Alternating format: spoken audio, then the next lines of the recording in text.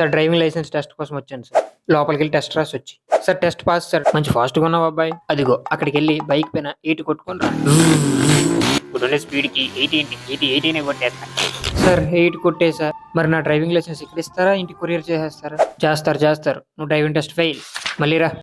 Sir అంతా సరిగ్గానే చేశాను కదా సార్. అన్నీ సరిగ్గా ఉంటే చాలదు, మెయిన్ది ఒక్కటి ఉండాలి. సార్ 8 కొట్టేసా. నా డ్రైవింగ్ లైసెన్స్ ఫెయిల్. మళ్ళీ ఫెయిలా? ఏం మిస్టేక్ చేశాను సార్ ఇంతకి? మెయిన్ మిస్టేక్ చేస్తున్నావయ్యా. ఈసారి 8, దాని పక్కన ఉన్న 11 కూడా కొట్టా. నా డ్రైవింగ్ లైసెన్స్ సార్ ఫెయిల్. ఎందుకు ఫెయిల్? ఏం మిస్టేక్ చేశారా?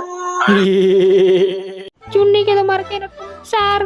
8 కొట్టినాక పక్కన ఉన్న కానిస్టేబుల్ గుద్దేశాను సార్. నో ప్రాబ్లం రా చిట్టెల్లి, నువ్వు డ్రైవింగ్ టెస్ట్ పాస్ అయ్యా. ఒక్క నిమిషం సార్, మెయిన్ మిస్టేక్ ఏంటో అర్థమైంది. ఎంత ఇవ్వాలి? ఇది డ్రైవింగ్ టెస్ట్కి వచ్చినప్పుడు ఉండాల్సిన ఫస్ట్ క్వాలిఫై. 2 వీలర్కి 4000, 4 వీలర్కి 6000, హెవీ మోటార్ వెహికల్కి 15,000. ఇలా ఇస్తే 15 రోజులు తిరిగే లోపు డ్రైవింగ్ లైసెన్స్ మీ ఇంట్లో ఉంటుంది.